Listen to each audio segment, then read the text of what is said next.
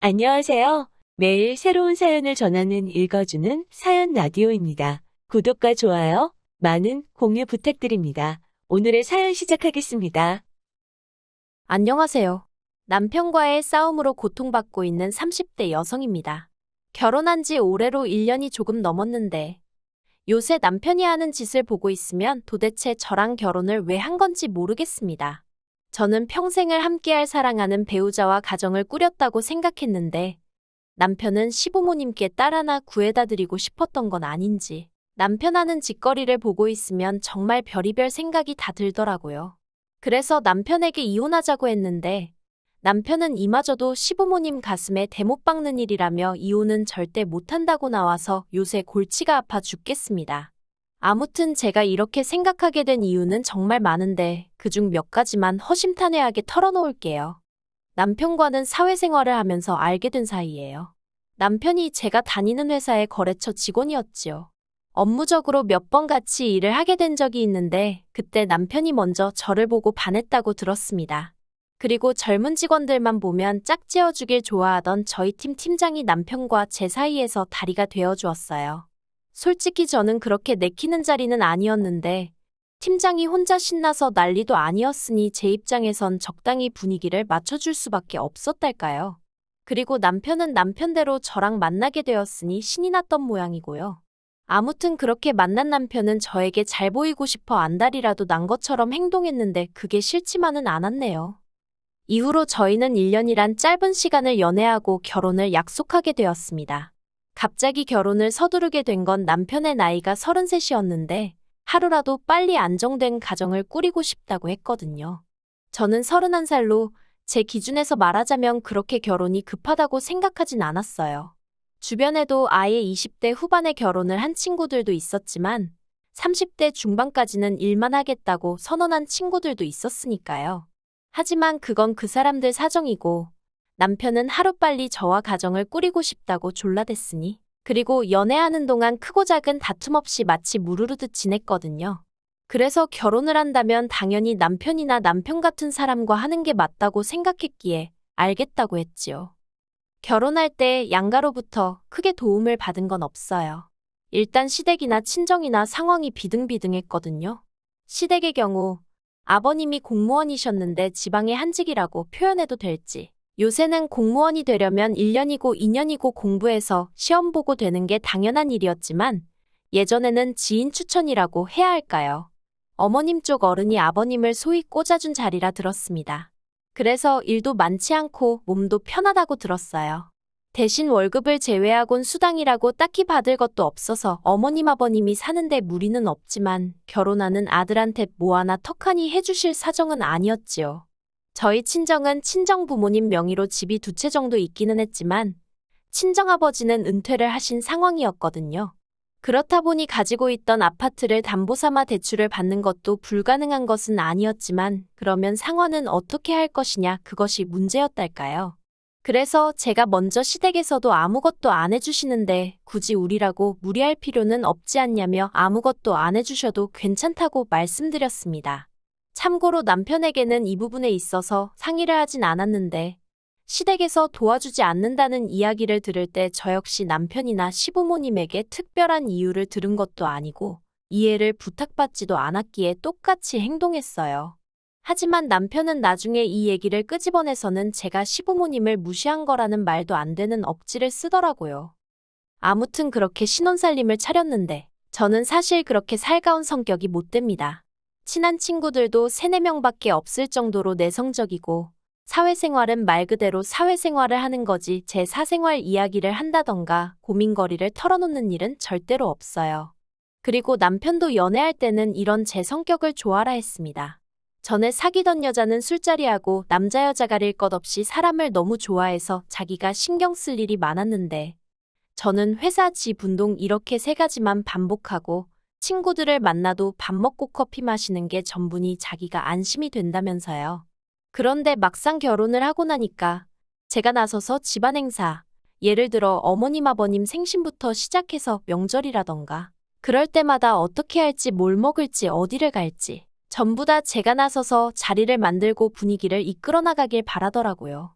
심지어 집들이 하던 날에는 대뜸 저더러 시부모님 앞에서 간드러지게 트로트 한 곡 뽑아보라는데 기분이 정말 좋지 않았습니다. 당장 친정부모님 앞에서도 내키지 않는 일인데 시부모님을 비롯한 시댁 식구들 다 있는 자리에서 제가 트로트를 왜 불러야 하나 싶었지요. 그래서 웃으면서 싫다고 하니까 남편이 오히려 아주 정색을 하면서 제가 분위기 다 망친다며 며느리가 돼서는 시부모님 기쁨조 좀 되어드리면 안 되냐는 거예요. 어이가 없어서 남편더러 기쁨조가 뭔지나 알고 그런 소리를 하냐 했습니다.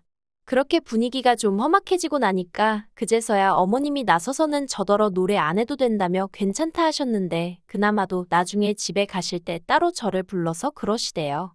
원래 하기 싫어도 남편이 해달라고 하면 한 번씩 해주고 그러는 게 아내가 할 일이라나요. 그리고 아버님이 트로트를 좋아하시니까 다음에는 한 곡조 연습해오랍니다. 황당해서 말도 안 나오더라니까요. 그리고 이후로도 그런 비슷한 일들이 반복되었어요. 저는 전혀 준비가 되어 있지 않았는데 남편은 제가 눈치껏 센스껏 어머님 아버님을 챙겼으면 하는 것들이요. 매주 금요일 저녁이면 남편은 어머님 아버님께 전화를 드리고는 저와는 상의도 없이 선의 바꿔줄게 하고는 전화기를 넘기기 일쑤였습니다. 그러면 솔직히 무슨 말을 해야 할지 모르겠더라고요.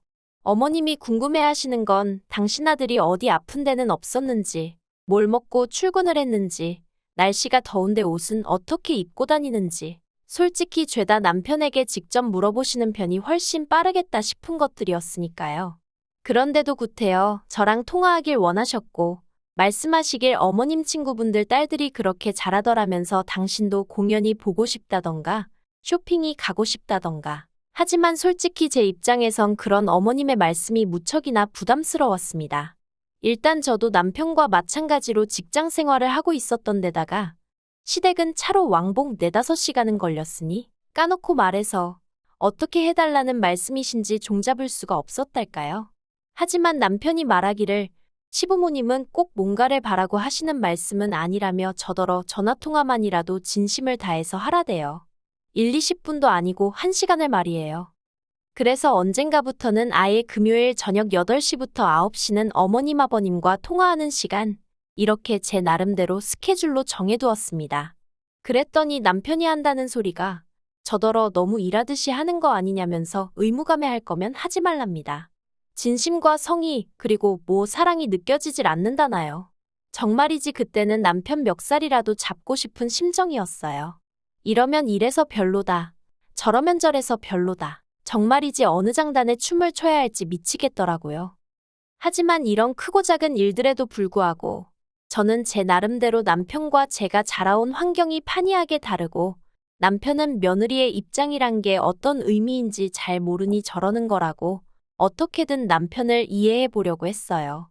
그래서 남편이 말도 안 되게 쓰는 억지에도 웬만하면 알겠다고 내가 시정하겠다고 말하고 상황을 어떻게든 정리하려고 들었지요. 하지만 그러는 것도 하루 이틀이지. 결국 얼마 전의 일로 전 완전히 폭발해버리고 말았네요.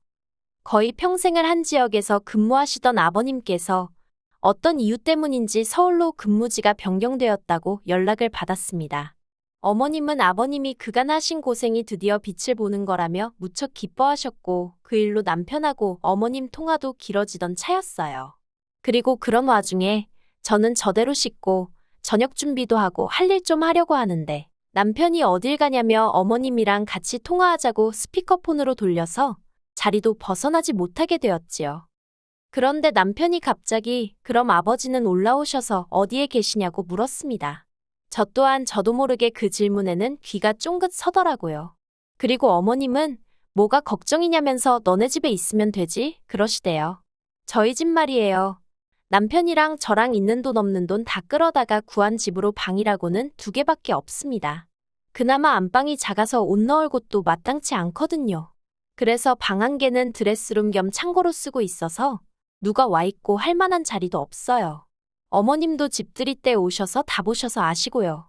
그런데 너무나 태연하게 너네 집에 있으면 된다는 어머님이나 거기다 대고 그러면 되겠다고 동조하는 남편이나 둘 다 이해가 되질 않았습니다. 그리고 이후로 전화를 끊기 전까지 남편과 어머님 둘이서 몇 마디 더 주고받던데 솔직히 귀에 들어오지도 않대요. 저는 아무 말도 하지 않았습니다. 당장 내일 오신다는 건 아니었고 지나가는 말씀으로 하신 소리일 수도 있었지만 그냥 머리가 너무 아팠어요.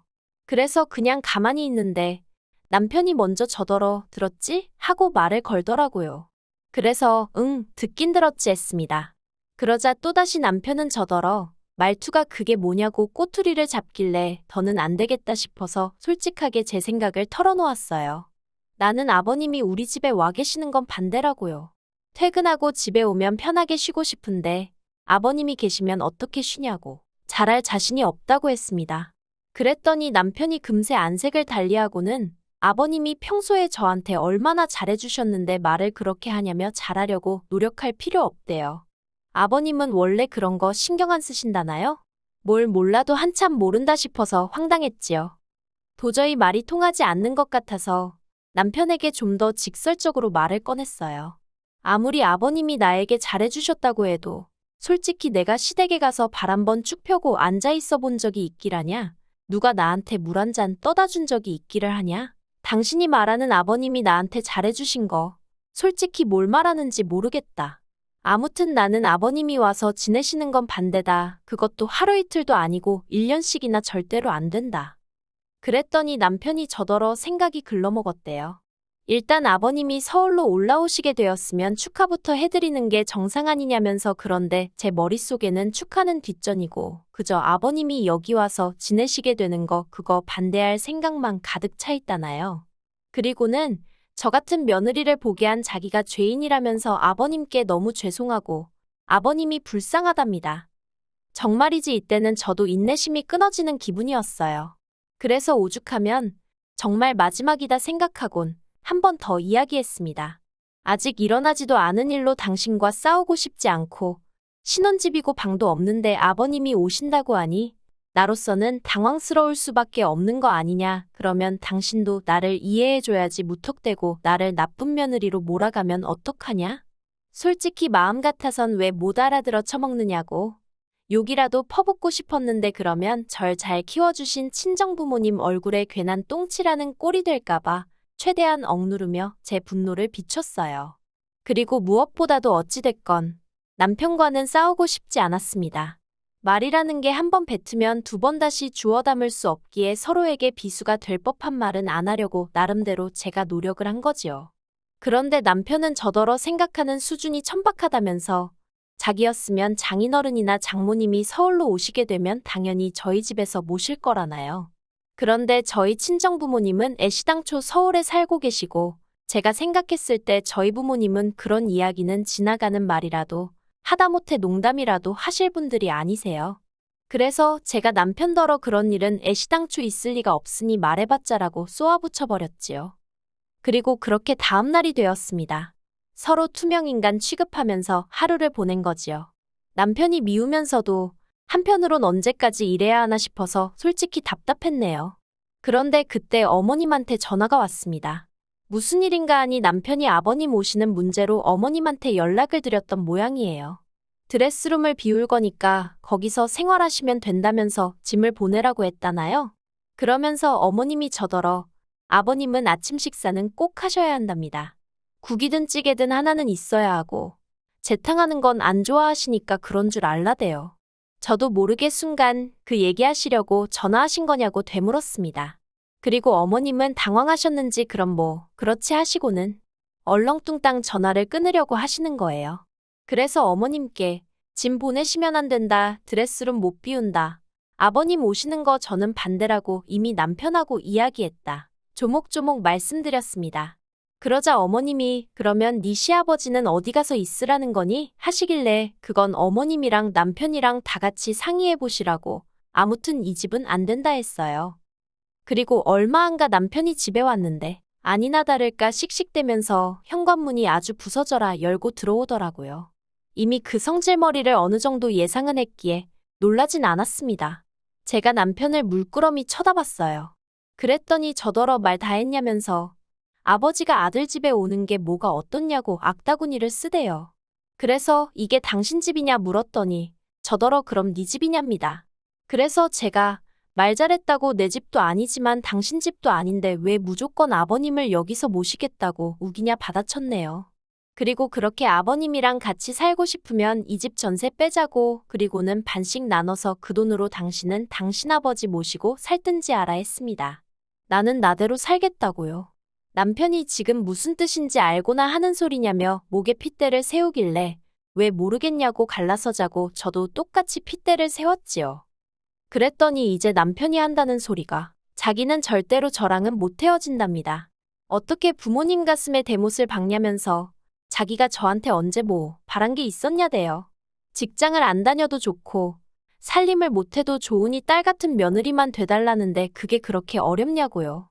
어이가 없어서 막말로 자기가 생활비로 돈 1,000만 원씩 가져다 줄 수 있는 것도 아니면서 무슨 직장을 안 다녀도 좋고 살림을 못하면 뭐 이모님이라도 불러줄 건가요?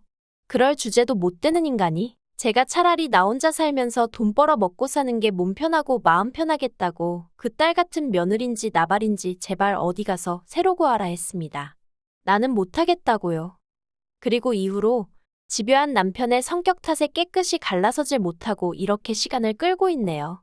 저는 친정에 와 있고 전세는 집주인한테 사정을 말했더니 걱정 말라며 보증금부터 빼주더라고요. 집주인도 시집살이 하다가 이혼했다더니 말이 어찌나 잘 통하던지 몰라요. 이제 법적인 것만 마무리되면 되긴 하는데 어이없는 건 아버님은 서울에 안 오시게 되었어요. 막상 올라오시려니까 아들 며느리 이혼한다 난리지. 그리고 서울엔 연고도 없지. 그러니 이래저래 안 오시기로 했다대요. 그 이야기를 들었을 땐 도대체 제가 남편과 왜 그렇게 다툰 건가 싶다가도 지금이 아니라 언제라도 터질 시한폭탄이었다. 그나마 애 없을 때 알게 돼서 다행이다. 그렇게 생각하면 또 나름대로 마음의 위로가 된답니다. 아무튼 이렇게 털어놓고 나니까 좀 살 것 같네요. 딸 같은 며느리라니. 친정부모님이 저를 키우시느라 얼마나 고생을 많이 하셨는데 막말로 저 크는 동안 돈 1,000원 보태준 적 없으신 분들한테 딸 노릇을 하라니 아무리 생각해도 남편이 제정신이 아니었던 것 같아요. 막말로 지는 아들같이 했나. 하긴 어차피 저희 부모님은 남편 같은 아들을 원하신 적도 없지만요. 그냥 이 지루한 시간 싸움이 어서 끝나서 홀가분하게 제 인생 살고 싶습니다. 긴 이야기 들어주셔서 감사합니다. 오늘의 사연은 여기까지입니다. 구독과 좋아요, 알람 설정해주시면 앞으로 더 좋은 사연으로 찾아오겠습니다. 감사합니다.